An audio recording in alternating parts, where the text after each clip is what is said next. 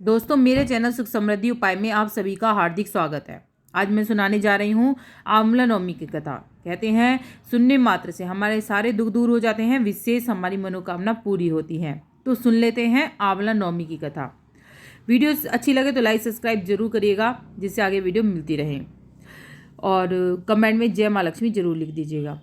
तो बढ़ते हैं अपनी कहानी की तरफ ही। बोल विष्णु भगवान की जय। एक राजा था। उसको प्रण था कि वह रोज 1.25 आंवले दान करके ही खाना खाता था। इससे उसका नाम आंवलिया राजा पड़ गया। एक दिन उसके बेटे बहू ने सोचा, राजा इतने सारे आंवले दान करते हैं, इस प्रकार तो एक दिन सारा खजाना खाली हो जाएगा। इसलिए बेटे ने राजा से कहा कि उसे इस दिन इस तरह दान करना बंद कर देना चाहिए। बेटे की बात सुनकर राजा को बहुत ही दुख हुआ और राजा रानी महल छोड़कर वियावान जंगल में जाकर बैठ गए।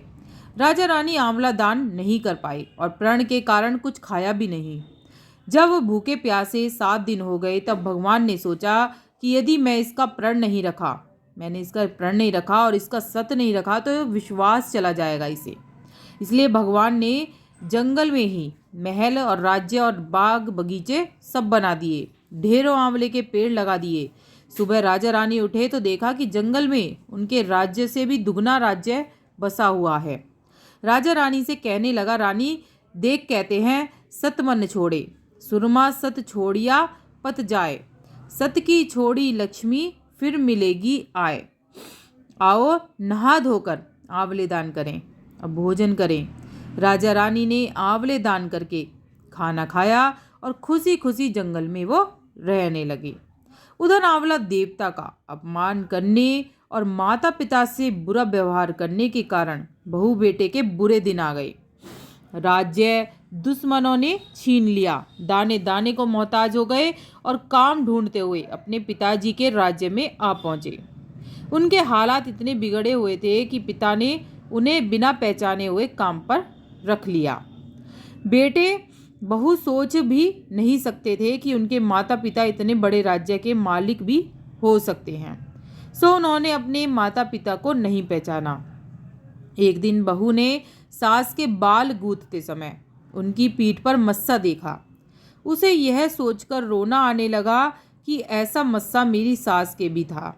हमने ये सोचकर उन्हें आंवले दान करने से रोका था कि हमारा धन नष्ट हो जाएगा, आज वे लोग न जाने कहाँ होंगे। यह सोचकर बहू को रोना आने लगा और आंसू टपक टपक कर सास की पीठ पर गिरने लगे। रानी ने तुरंत पलट कर देखा और पूछा, तू क्यों रो रही है? उसने बताया, आपकी पीठ पर जैसा मस्सा है वैसा मेरी सास की पीठ पर भी था। हमने उन्हें आंवले दान करने से मना कर दिया था, इसलिए वे घर छोड़कर कहीं चले गए थे।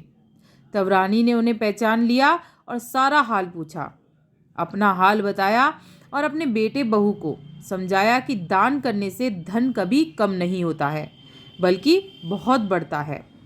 बेटे बहू भी अब सुख से राजा रानी के साथ रहने लगे थे।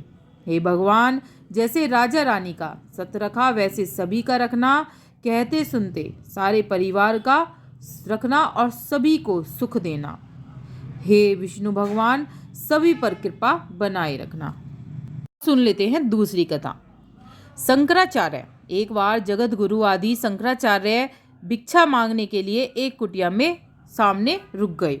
वहाँ एक बूढ़ी औरत रहती थी जो अत्यंत गरीब थी और दयनीय स्थिति में भी थी। शंकराचार्य की आवाज़ सुनकर वे बूढ़ी औरत बाहर आई। उसके हाथ में एक सूखा आंवला था। वह बोली, महात्मा, मेरे पास इस सूखे आंवले के सिवा कुछ नहीं है, मैं आपको भिक्षा में जो दे सकूं। शंकराचार्य ने उसकी ऐसी दशा देखकर उसको दया आई और उन्होंने उसी समय उसकी मदद करने का प्रण ले लिया। उन्होंने अपनी आंखें बंद की और मंत्र रूपी 22 श्लोक बोले। ये 22 श्लोक कनकधारा स्त्रोत के श्लोक थे। माँ लक्ष्मी ने दिव्य दर्शन दिए। इससे प्रसन्न होकर माँ लक्ष्मी ने उन्हें दिव्य दर्शन दिए और कहा कि शंकराचार्य, इस औरत ने अपने पूर्व जन्म में कोई भी वस्तु दान नहीं की। यह अत्यंत कंजूस थी और मजबूरीवश कभी किसी को कुछ देना ही ना पड़ जाए और बुरा मन से दान नहीं करती थी ये कभी भी, इसलिए इस जन्म में इसकी ये हालत हुई है। वह अपने कर्मों का फल भोग रही है, इसलिए मैं इसकी सहायता नहीं कर सकती।